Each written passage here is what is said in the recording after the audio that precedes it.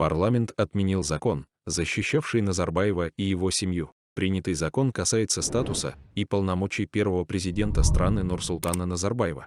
Депутаты парламента Казахстана на совместном заседании палат отменили закон о первом президенте Республики Казахстан Елбасы, передает корреспондент «Голос народа». Депутат Ерлан Саиров выступил перед обеими палатами парламента. Он напомнил, что в прошлом году в стране в результате всенародного референдума была принята новая конституция, за которую проголосовали 77% жителей Казахстана. Согласно изменениям, внесенным в Конституцию, пункт 4 статьи 46 Конституции, устанавливающий, что статус и полномочия первого президента Елбасы определяются Конституцией и конституционным законом, был удален.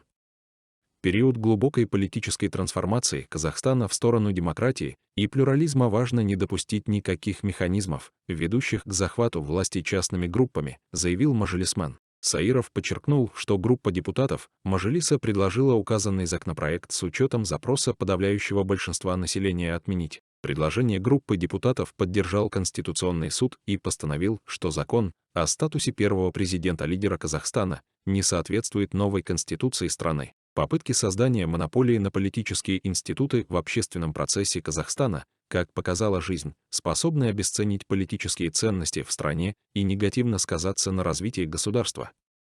Поэтому очень важно формировать общественный и политический иммунитет к таким пробелам в будущем, отметил Саиров. Депутат подчеркнул, что отмена закона о первом президенте является политико-правовым актом, направленным на строгое соблюдение норм Конституции в стране, страхование политических институтов. Ранее депутаты Мажилиса взяли этот законопроект в работу, для его обсуждения была создана совместная комиссия палат законодательного органа.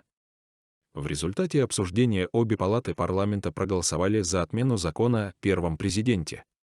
Таким образом, Нурсултан Назарбаев и его семья лишаются всех привилегий, которые давал закон о первом президенте.